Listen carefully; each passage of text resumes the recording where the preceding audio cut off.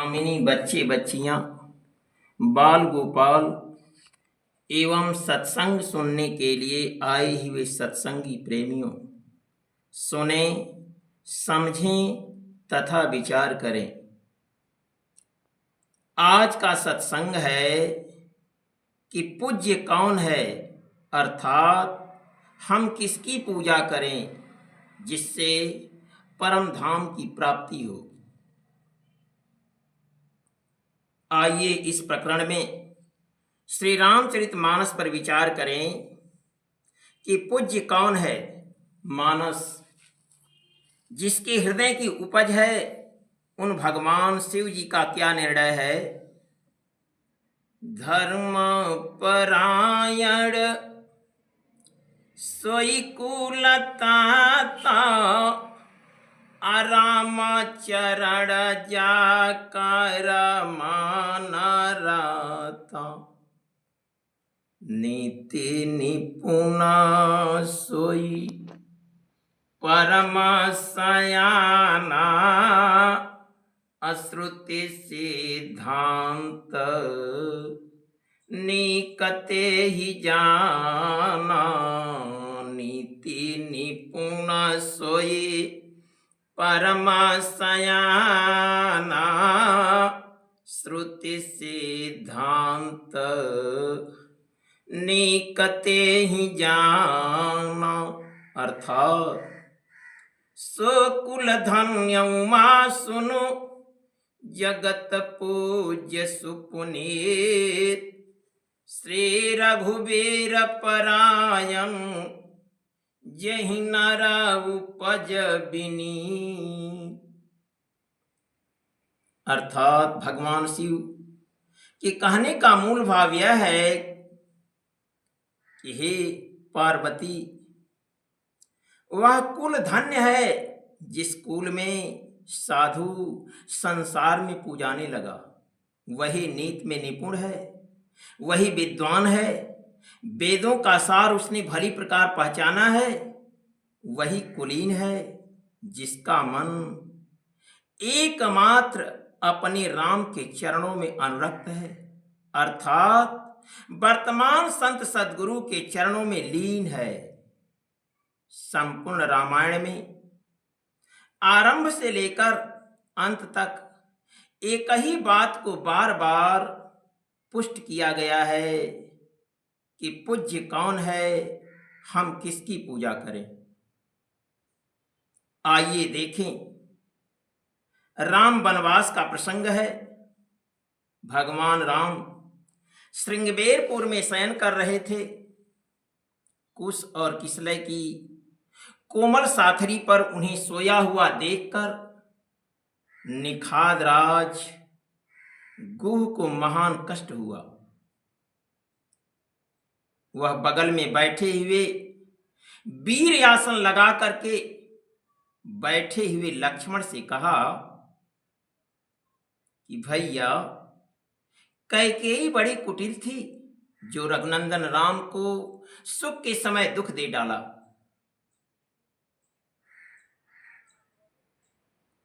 लक्ष्मण ने कहा कि तात, इस दुनिया में कोई किसी को सुख दुख देता नहीं है। जैसा कि मानस में विवेचन किया गया है, लक्ष्मण के शब्दों में गोस्वामी जी ने विवेचन किया है कि काहू न को सुखा दुखा करा दाता, निज कृत कर्म भोग सब भ्राता। जोग वियोग भोग भला मंदा, अहितया नहित ध्यम भ्राम फंदा। जोग वियोग भोग भला मंदा, हितया नहित ध्यम भ्राम फंदा। धरानी धाम धनापुर परिवारु सरगु नरक जहाँ लगी व्यवहारु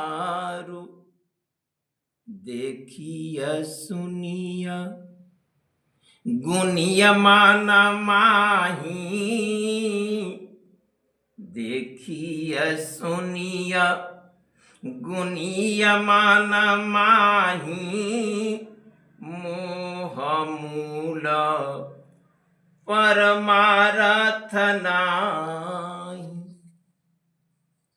यानी धरनी धाम धन पुर परिवार जन्म मृत्यु संपत्ति विपत्ति स्वर्ग नरक इनके विषय में कहना सुनना गुणना मोह का मूल है। लोग स्वर्ग की कामना करते हैं, वह भी मोह का ही मूल है। वहां परमार्थ का प्रश्न खड़ा ही नहीं होता। तब प्रश्न खड़ा होता है कि परमार्थ है क्या? तो परमार्थ है केवल एक परम प्रभु परमात्मा का चिंतन, अर्थात वर्तमान संत सद्गुरु के द्वारा प्रदत्त नाम का सुमिरन और उनका ध्यान ही परमार्थ का मूल है। जैसा कि रामचरितमानस में विवेचन किया गया है कि सखा परम परमारथ येहु अमन क्रम बचन राम पादनेहु। इस प्रकरण में बताया गया कि स्वर्ग और नरक तक का व्यवहार मोह का मूल है, यानी उद्गम है।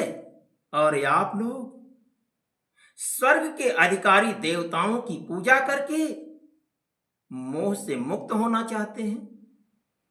कितनी विसंगत बात है। जबकि देवताओं के विषय में देवता स्वयं कहते हैं कि हम देवता परमयाधिकारी अविषय वास्य तव भगति विसारी। हम देवता लोग परम अधिकारी थे, लेकिन विषयों के वश में होकर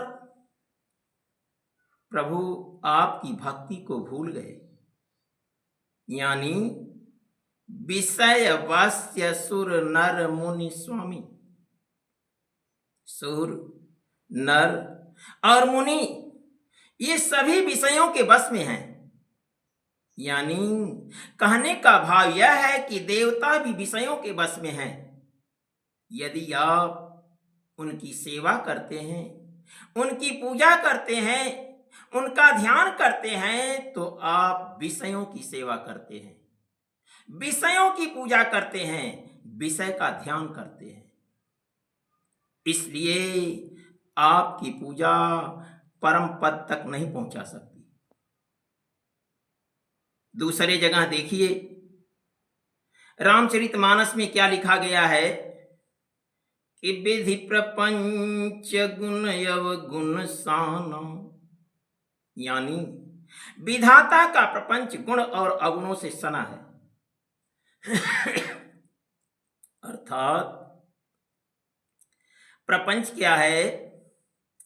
दानव देव ऊंचयारु नीचू अमिया सुजीवन माहुर मीचू सर्ग नरक अनुराग विरागा निगमा गमा गुना दोष विभागा सर्ग नरक अनुराग विरागा निगमा गमा गुना दोष विभाग।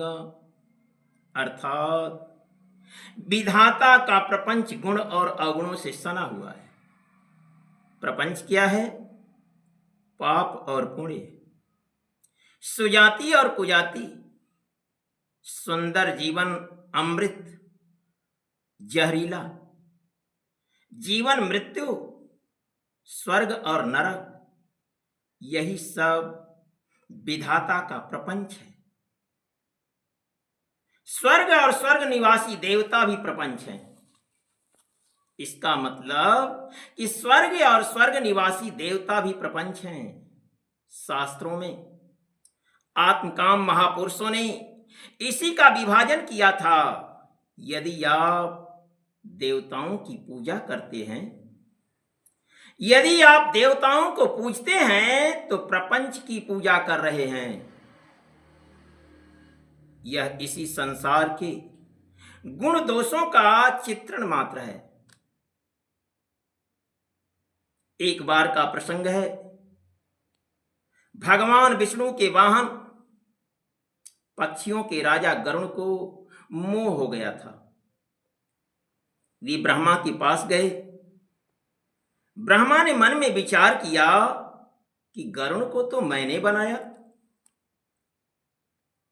जब भगवान की माया ने मुझ स्वयं तक को अनेकों बार नाच नचाया, तब पक्षी राज को मोह होना कोई आश्चर्य की बात नहीं है। जैसा कि मानस में विवेचन किया गया है, विपुल बार मोहि, विपुल बार जहि मोह नचावा। अब आप विचार कीजिए कि देवताओं के पितामह ब्रह्मा जहां स्वयं नाच रहे हैं, तो क्या देवता आपको माया से बचा लेंगे? जबकि मानस में दोहा लिखा गया है कि शिव बिरंचि कहूं मोहि, को है बपुरा आन, असजिय जानि भजहि मुनि, मायापति भगवान। आगे देखिए कि सोई प्रभु भ्रुव विलास खगराजा, अनाच नटिया इवा साहिता समाजा। वही माया भगवान के संकेत मात्र से नटी की तरह नाचती है। माया से विवश होकर नाचने वालों की आप पूजा करते हैं। जब करना है, जब पूजा ही करना है, तो उसकी पूजा करें जिसके संकेत पर स्वयं माया नाचती है। गरुड़ जी कहते हैं कि वह माया रघुवीर की दासी है और वह राम की कृपा के बिना छूटती ही नहीं। यह मैं प्रतिज्ञा पूर्वक कह रहा हूं। अतः परम प्रभु परमात्मा का भजन करें जो मायाधीश है, जिनके लिए मानस में बारंबार संकेत किया गया है। आगे देखिए कि देवता क्या हैं। अग जग जीव नार नाग देवा, अरे अग जग जीव नाग नर देवा, अनाथ सकल जग काल कालेवा। देवता मनुष्यादि चराचर जगत काल का कलेवा है। देवता भी काल का कलेवा हैं, अर्थात जलपान की सामग्री हैं। तो आप कलेवा का भजन क्यों करते हैं? यदि भजन करना ही है, सुमिरन करना ही है, पूजा करनी ही है तो उसकी पूजा क्यों नहीं करते कि जो कालों का भी काल, जगत के स्वामी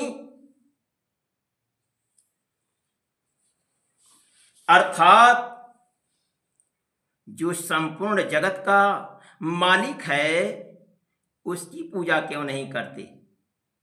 जैसा कि मानस में विवेचन किया गया है कि भजसी न मनते ही राम कहूं, काल जासु को दंड, अर्थात भुवनेश्वर कालहु कर काला। कहने का मूल भाव यह है कि जो स्वयं मरण धर्मा है वह मृत्यु आपको दे सकता है और मृत्यु से बचा नहीं सकता। तो देवता खुद ही मरण धर्मा है, वह आपको मृत्यु से कैसे बचा सकते हैं। देवता आपके मनोगत भाव भी जानने में सक्षम नहीं है। एक बार की बात है, देवर्षि नारद हिमालय की गुफा में तपस्या कर रहे थे। देवताओं के राजा इंद्र को लगा कि नारद जी तपस्या करके मेरा पद लेना चाहते हैं, यानी इंद्र पद लेना चाहते हैं। अब आप लोग विचार कीजिए कि देवताओं के राजा को इतना भी, जो देवताओं का राजा है उन्हें इतना भी पता नहीं है कि देवर्षि जी किस लिए भजन कर रहे हैं। यानी देवता आपकी मनोकामना नहीं पूरा करेंगे। सच पूछिए तो भगवत पथ में यदि कोई रुकावट है तो देवता है। नारद ही नहीं, जो भी भजन करने में अग्रसर हुआ देवताओं ने उसे गिराने का भरपूर प्रयास किया। सामान्य मानव को तो वे इस पथ पर जाने ही नहीं देते। जैसा कि श्री रामचरितमानस में उत्तरकांड में लिखा गया है कि देवता कहाँ रहते हैं और क्या करते हैं। इंद्रिय द्वार झरो खाना ना, अतः तह सुर ठेया कारी थान, आवत देखहि विषय बयारी, ते हाठी देहि कपाट उघारी, आवत देखहि विषय बयारी, ते हाठी देहि कपाट उघारी, विषय करना सुरा जीवा समेता, असकलाए कत्याए का सचेता। इसलिए सब कर परम प्रकाशक जोई, रामायणादि अवधापति सोई। इंद्रियों के द्वार पर, अर्थात इंद्रियों के द्वार यानी हृदय रूपी घर के अनेकों वातायन हैं। प्रत्येक झरोखों पर देवता अड्डा जमा करके बैठे हुए हैं। ज्यों ही वे विषय रूपी हवा को आते देखते हैं त्यों ही वे देवता हठ पूर्वक किवाड़ खोल देते हैं। व्यक्ति विषयों में उलझ जाता है। इंद्रियों और उनके देवताओं को ज्ञान अच्छा नहीं लगता है। इन्हीं से तो सच पूछिए तो आपको लड़ना है। ये विकार हैं विकार, ये अवरोध हैं अवरोध। यदि इन्हें आप पूजते हैं तो आप विकार पूज रहे हैं, अवरोध पूज रहे हैं। सच पूछिए तो अवरोधों को तो हटाना चाहिए ना। विषय, इंद्रियां, उनके देवता और जीवात्मा, ये सब यानी अवरोही क्रम से एक की सहायता से एक क्रियाशील होते हैं। और इन सब के ऊपर जो परम प्रकाशक है वही अनादि अवधपति राम है, जो अनादि काल से चला आ रहा है। देवता भी जिसका प्रकाश लेकर स्वयं प्रकाशित होते हैं, उस मूल परमात्मा का आप लोग चिंतन करें। देवता त्रिकालज्ञ भी नहीं है। देख लीजिए, राम रावण युद्ध चल रहा था, भयंकर युद्ध राम और रावण में हो रहा था। रावण मरने ही वाला था। देवता भी उस युद्ध को देख रहे थे, वे किसी का पक्ष नहीं ले रहे थे।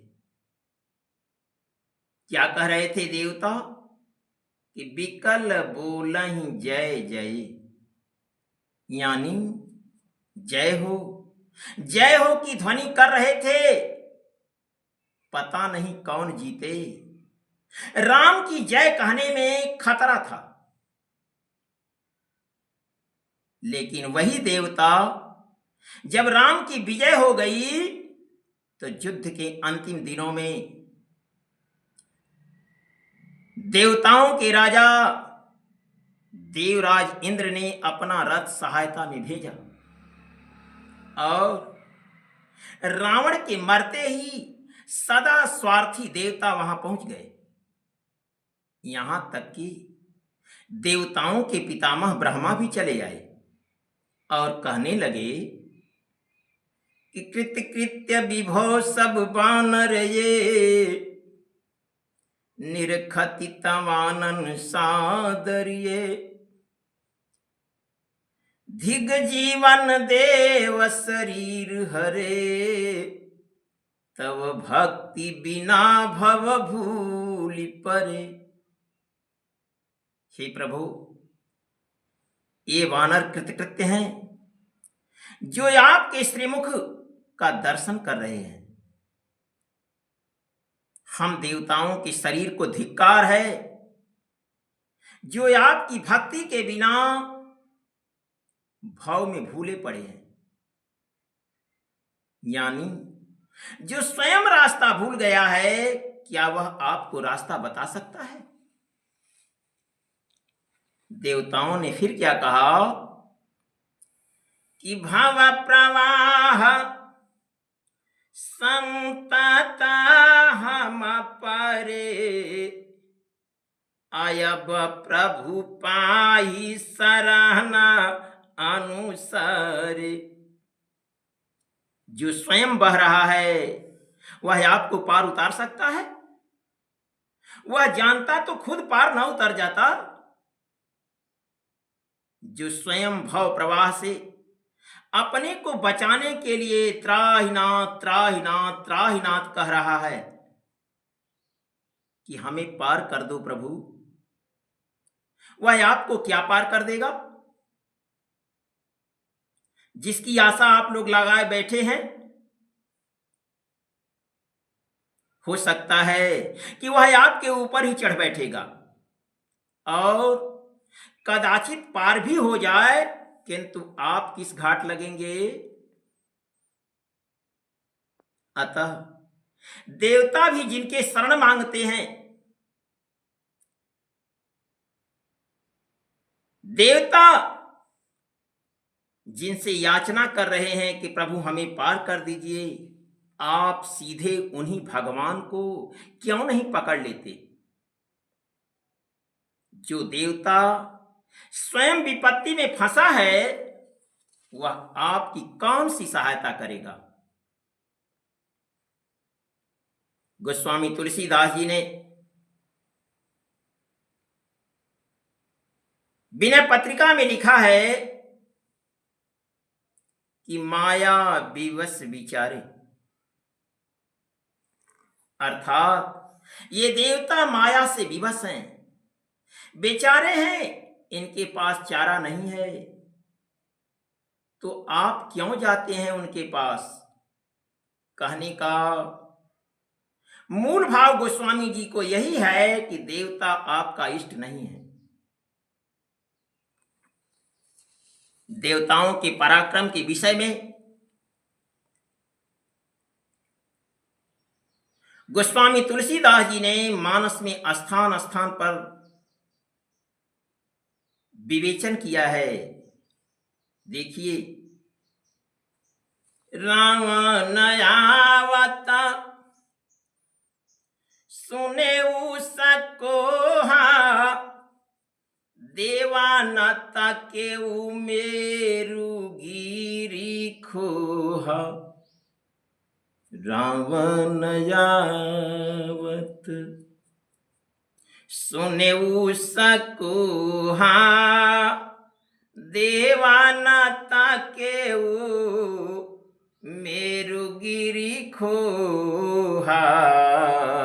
रावण आवत सुने उसकोहा, देवानत केऊ मेरु गिरी खोहा। यानी रावण के क्रोधित आते देवताओं ने केवल सुना था, लड़ना तो दूर, केवल सुना था कि क्रोध करके रावण चल दिया है। तो देवन तकेऊ मेरु गिरी खोहा, देवता मेरु पर्वत की कंदराओं में जाकर के ढुक गए, छिप गए, लेकिन देवियां कहां जाएं। रावण ने उन सबको पुष्पक विमान पर बैठा लिया और क्या किया कि देव जक्ष गंधर्व नर किन्नर नाग कुमार, जीत बरी निज बाहुबल, बहु सुंदर वर नार। अब देवता बिना परिवार के कैसे रहें। परिवार को छुड़ाने के लिए देवता भी रावण के जब दरबार में पहुंचते हैं तो करते क्या हैं कि कर जोरे आशाबादी पबिनीता, तब भ्रिकुटी बिलो कहीं सहका लसभीता। तो रावण क्या करता है कि रवि शशि पवन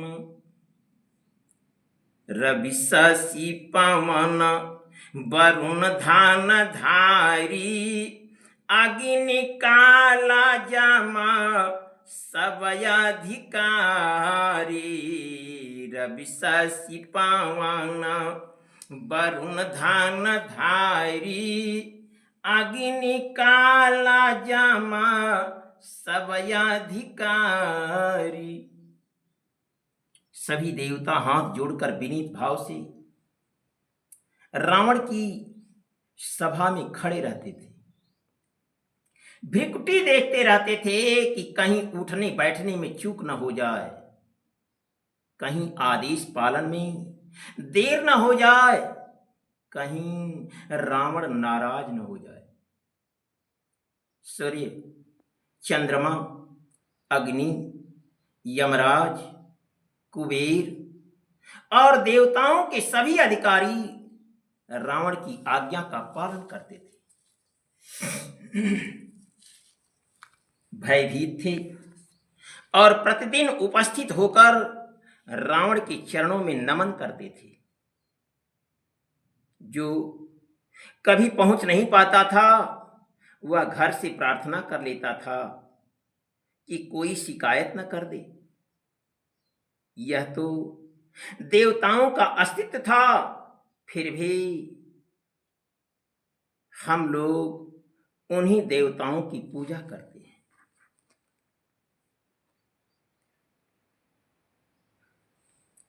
इन समस्त प्रकरण में देवताओं ने कौन सा निर्णय दिया और कौन सी सहायता की?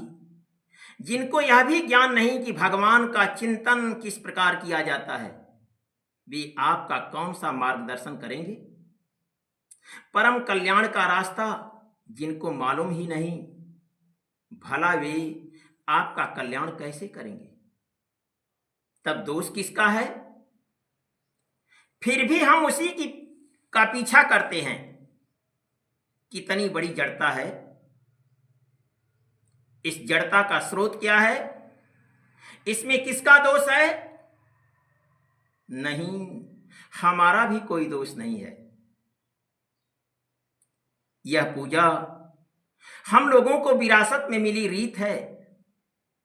बचपन से ही माताओं को, पास पड़ोस को, भाई बंधुओं को कुछ न कुछ पूजा पाठ करते हुए हम लोग देखते हैं।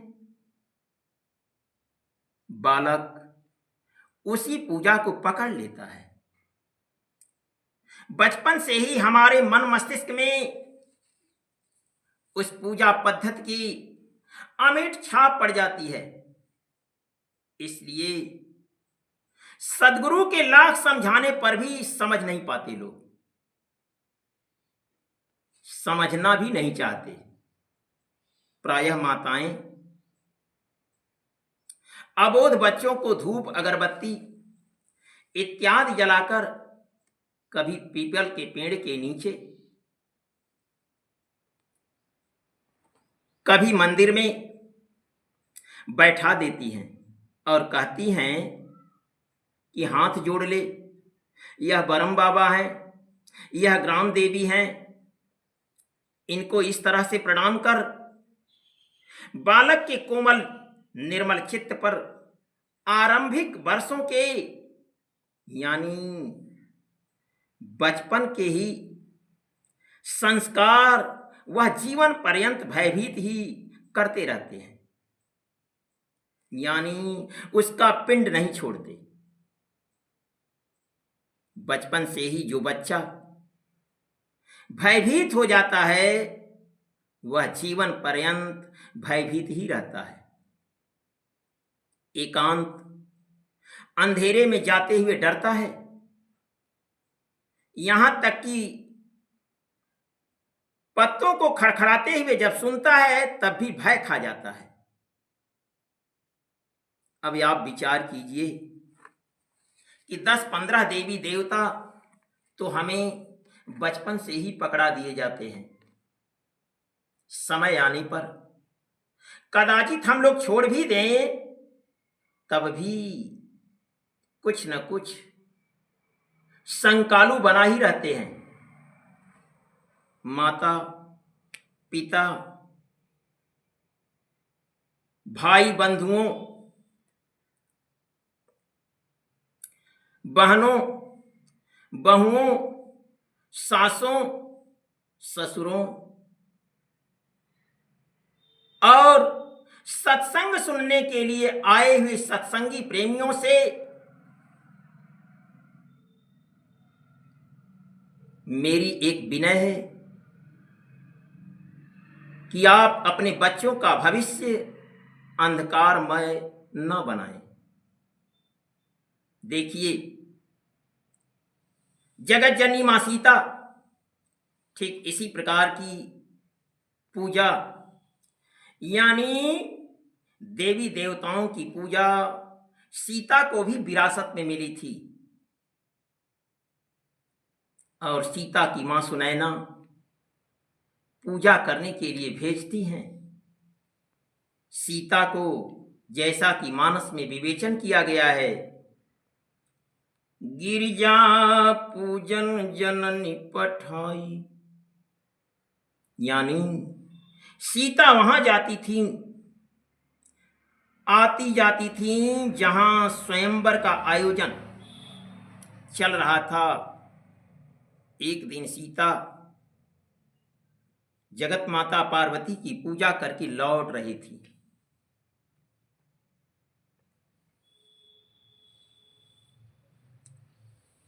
तब तक वाटिका में यानी बागवान में राम दृष्टि में छा गए और नैनाचार हो गया। यानी चार मिले 64 खिले, 20 मिले कर जोर, अनैना से जब नैना मिले तो पुलकित 7 करोड़। सीता पूजा करके मां पार्वती का लौट रही थी, किंतु पुनः यानी फिर गिरजा के पास गईं, हाथ जोड़ करके बोली, कहीं कि हे मां, बचपन से लेकर आज तक जो मैं आपकी सेवा पूजा की हूं, उससे प्रसन्न होकर यही सांवला वर देने की कृपा करें। मां पार्वती जी ने अपनी ओर से कोई आशीर्वाद नहीं दिया। आवाज आई, क्या आवाज आई कि नारद बचन सदा सूचि साचा, असुबर मिलाही जाही माना राचा। देवर्षि नारद जो गुरु थे, उनका वचन सत्य है, निर्दोष है। हे सीते, वही वर तुम्हें मिलेगा। यानी मां पार्वती ने अपनी तरफ से कोई आशीर्वाद नहीं दिया, केवल देवर्षि नारद की वचनों की याद दिलाई।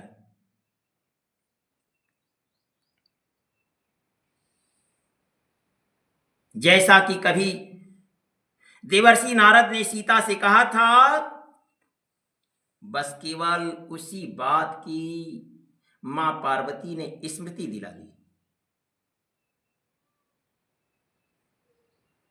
धनुष यज्ञ की स्थली पर पहुंचकर जब सीता ने उस विशाल धनुष पर दृष्टिपात किया, जिसे तोड़ने में 10,000 राजा असफल रहे, तो वे अधीर हो उठी। ये सुकुमार इस कठोर धनुष को कैसे तोड़ पाएंगे। सीता देवी देवताओं को मनाने लगी, जैसा कि रामचरितमानस में विवेचन किया गया है। तब राम ही बिलो की बाया देही, आशा भाया ही दया बिना वाता जे ही ते ही। जो भी उन्हें याद आया, छोटे से लेकर बड़े तक सबकी प्रार्थना करने लगी। होहु प्रसन्न महेश भवानी, यानी सीता भगवान शिव को मनाने लगी। फिर उनको छोड़ करके भवानी को मनाने लगी। जिनसे वरदान मांगा था, वहां भी स्थिर न रह सकी सीता। फिर भवानी को छोड़ करके आगे बढ़ी। देखिए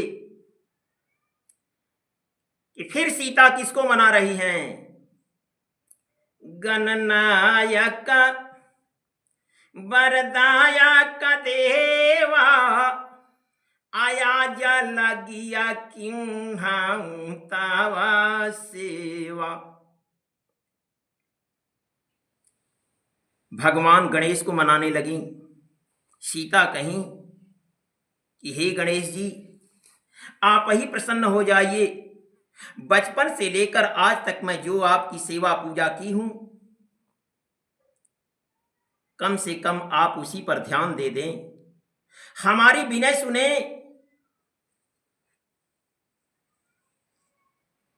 और चाप को हल्का कर दें। सीता वहां भी स्थिर न रह सकी, फिर आगे बढ़ी। देखिए किसको मना रही हैं फिर सीता। सुर मनाव धरि धीर, यानी तमाम देवी देवताओं को सीता मनाने लगी, यहां तक कि धनुष तक की प्रार्थना करने लगी कि कोई नहीं सुन रहा है तो हे चाप तुम ही हल्की हो जाओ।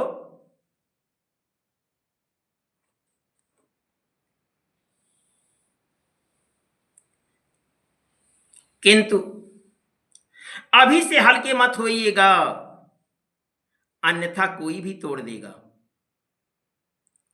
राम को आते हुए देखकर ही हल्का होइएगा। जब सीता को कहीं भी सफलता नहीं मिली, यानी सारे देवी देवताओं से चित्त हटाकर, तब सीता एक परमात्मा में श्रद्धा स्थिर की। उस परमात्मा में जो सबके हृदय में रहता है, जैसा कि श्रीमद् भगवत गीता में भी उल्लेख किया गया है। गीता के 18वें अध्याय के 61वें श्लोक में भगवान कृष्ण अर्जुन से कहते हैं कि ईश्वर का निवास कहाँ है। सुनो अर्जुन, ईश्वर सर्वभूतानां हृदयेषु अर्जुन तिष्ठति, भ्राम्यन् सर्वभूतानि यंत्रारूढ़ानि मायया। यानी ईश्वर सभी प्राणियों के हृदय में निवास करता है। तो आप लोग विचार कीजिएगा कि हृदय होगा तो चेतन में होगा,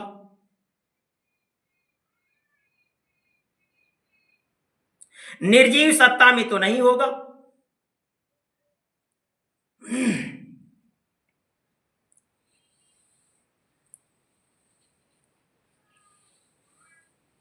तन मन वचन, सीता कह रही हैं कि तन मन वचन मोर पानु साचा, रघुपति पद सरोज चितुराचा, तव भगवान सकल उरवासी, अकरिहि मोहि रघुबर काया दासी। यदि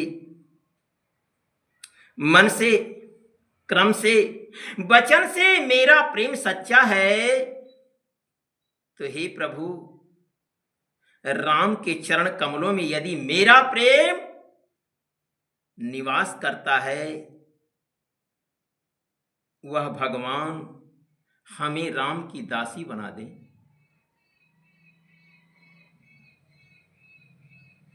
ज्यों ही हृदयस्थ एक परमात्मा में श्रद्धा स्थिर हुई सीता की, ते वहीं राम जान जाते हैं कि अब सीता सही स्थान पर पूजा कर रही हैं। जैसा कि मानस में विवेचन किया गया है, कृपा निधान राम सब जाना। उन अंतर्यामी ने जान लिया कि अब सच्चे स्थान पर पूजा कर रही हैं सीता। इसके उपरांत ही किसी देवी देवता के पास सीता को जाना नहीं पड़ा।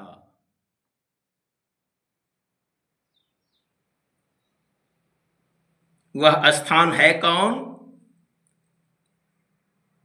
मन ही मन प्रणाम गुरु किन्हा, आयति लाघवाऊ ठाय धनु लिन्हा, देखा उठावत खैचत गाढ़े, अकाहू न लखा भूप सब ठाढ़े। अर्थात तेहि क्षण राम मध्य धनु तोरा। यानी राम ने धनुष तोड़ दिया, सीता को सफलता मिल गई। अस्तु, हम जो विविध पूजा करते हैं वह विरासत में मिली है, लेकिन सफलता तभी मिलेगी, परम धाम की प्राप्ति तभी होगी जब एक परम प्रभु परमात्मा में अर्थात वर्तमान संत सद्गुरु में श्रद्धा स्थिर होगी।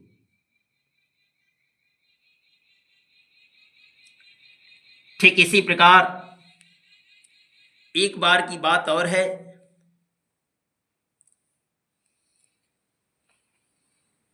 माता कौशल्या के कानों तक जब शब्द पहुंचा कि राम का राज्याभिषेक होने वाला है, कौशल्या आनंद मग्न हो गईं और पूजा गृह में चली गईं। पूजा गृह में जाकर के कौशल्या क्या करती हैं? पूजिया ग्राम देवी सुर नागा, कहेऊ बहोरी देना बाली भागा। कौशल्या ने ग्राम देवियों देवताओं और नागों का विशाल आयोजन के साथ पूजन किया, पूजी और उन्हें बलि चढ़ाने की मनौती मानी कि यदि राम राजा बन जाएंगे तो मैं आप लोगों को बलि भोग भी दूंगी। अभी तक देवताओं को राज्याभिषेक की सूचना नहीं थी, किंतु ग्राम देवियों को कौशल्या द्वारा इसका पता चला तो उन्होंने देवताओं को और देवताओं के राजा इंद्र को सूचना दे दी। वे तुरंत सरस्वती के पास गए। देवता सरस्वती के पास पहुंचे और जाकर के देवताओं ने क्या किया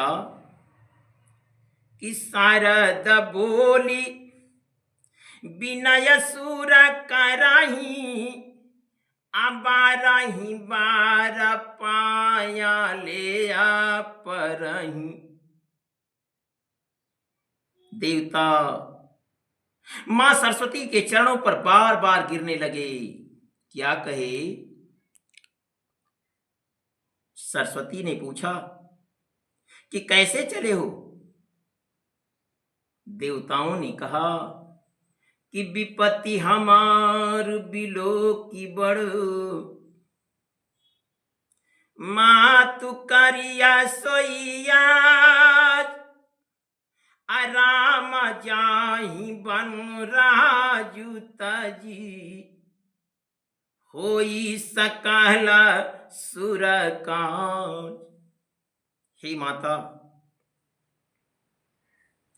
हम लोगों के ऊपर बहुत बड़ी विपत्ति आ पड़ी है।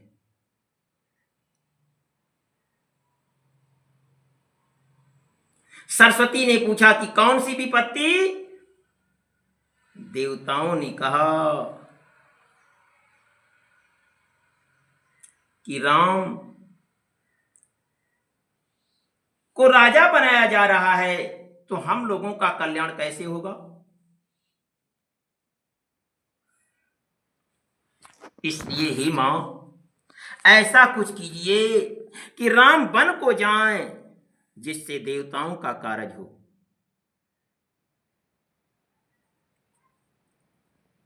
प्रार्थना पत्र दिया था कौशल्या ने कि हमारा कार्य पूर्ण हो जाए, लेकिन देवताओं ने कहा कि हे माता, हम देवताओं का कार्य पूर्ण हो।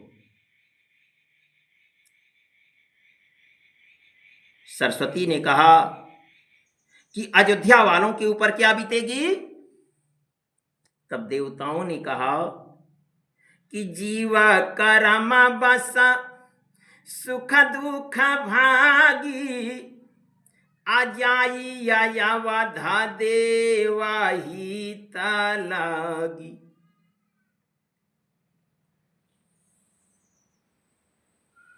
सरस्वती बोली कि किसी शुभ कार्य में विघ्न डलवाते तुम लोगों को शर्म नहीं आती? राम को बन जाने से अयोध्या को कितना कष्ट होगा, यहां तक कि अवध अनाथ हो जाएगा। लोग मुझे क्या कहेंगे?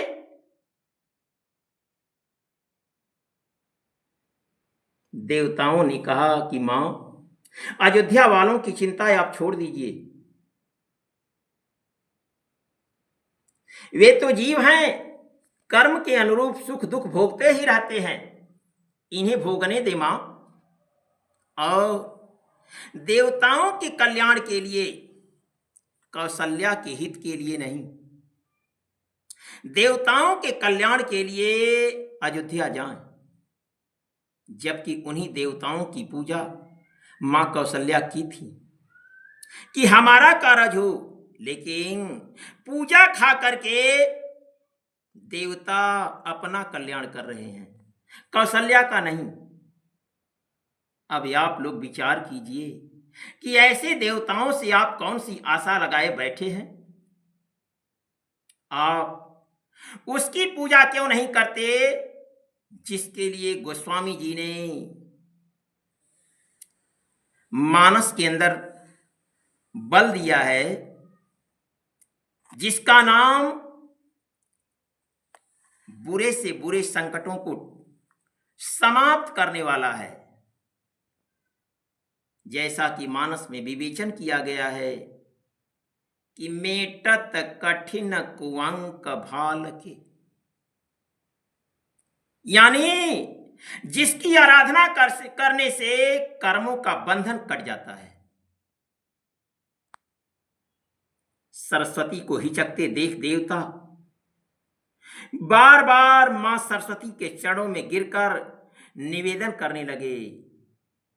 जैसा कि मानस में विवेचन किया गया है कि बार बार गाही चरण सकोची, आचलिया बिचारी विबुधा माती पूछी।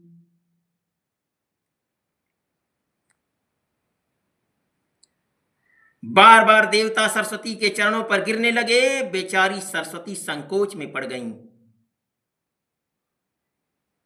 रास्ते भर विचार करती रहीं कि देवताओं की बुद्धि कितनी खोटी है। और सरस्वती ने उन देवताओं से कहा कि ऊंचा निवास नीच कर तूती, आ देखी न सकहीं पराई विभूति। तुम लोगों का निवास स्थान ऊंचा है, लेकिन करनी बड़ी खोटी है। तुम लोग किसी की वृद्धि नहीं देख सकते हो, किसी की बड़ाई नहीं सहन कर सकते हो। जिनमें इतनी ईर्ष्या है, इतनी जलन है, क्या वही आपके आदर्श हैं? अब सरस्वती चल दी। कहां आई? दशरथपुर यानी अयोध्या में। अब आप लोग विचार कीजिए कि जिस नगर में मां सरस्वती आ रही हैं, उस नगर की सौभाग्य है या दुर्भाग्य?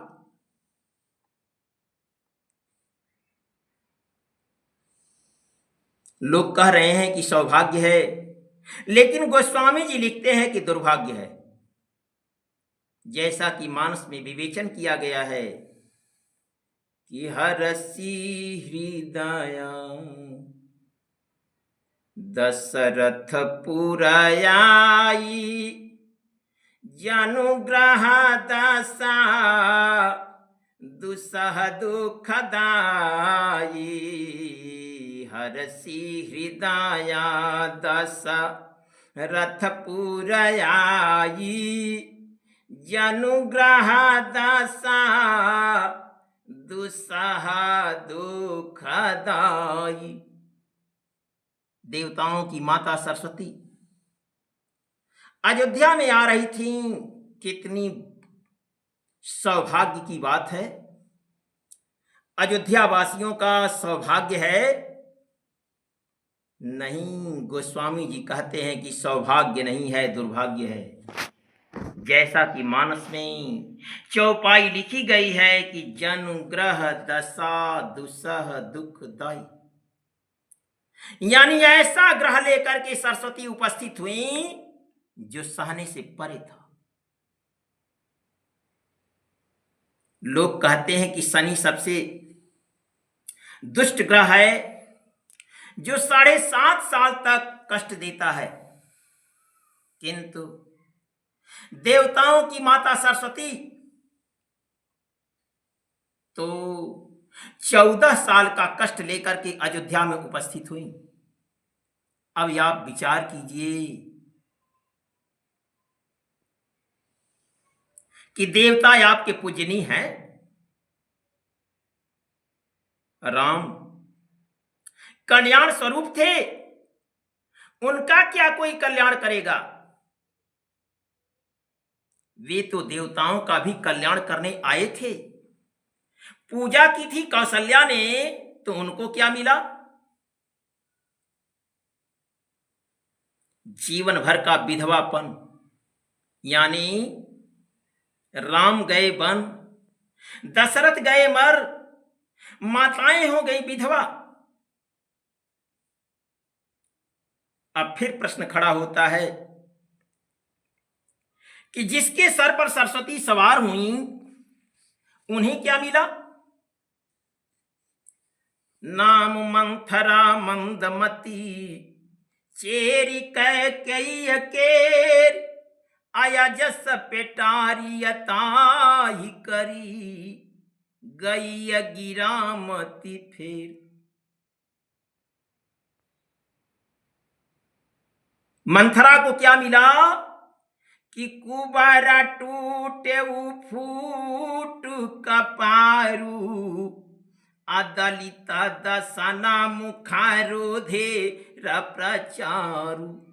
जिसके सिर पर सवार सरस्वती हुई उसका कुबर टूट गया, कपार फूट गया, मुख से खून बहने लगा। इतने पर भी उसकी दुर्दशा का अंत नहीं हुआ तो शत्रुघ्न ने झोंटा पकड़ करके भरे समाज में घसीट दिया।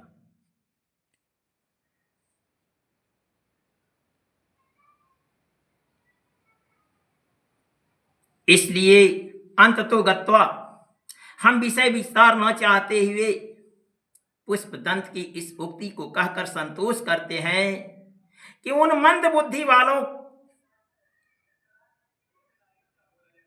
से मेरा अनुरोध है जो देवी देवताओं की पूजा करते आए हैं, इसका परिणाम चित्रित कर गोस्वामी जी कौन सा संदेश दे रहे हैं? क्या आपने कभी विचार किया कि पूजनीय कौन है? पूजनीय वही है तुलसी अपने राम को, भजहु सदा निहसंग, आयादि अंत निर्वाही हैं, जैसे नवकायंग। यानी आपका इष्ट, आपका राम, यानी वर्तमान संत सद्गुरु ही पूजा करने के योग्य हैं। एक बार प्रेम से बोलिए श्री सद्गुरु भगवान की जय, सच्चे दरबार की जय, सच्चिदानंद भगवान की जय।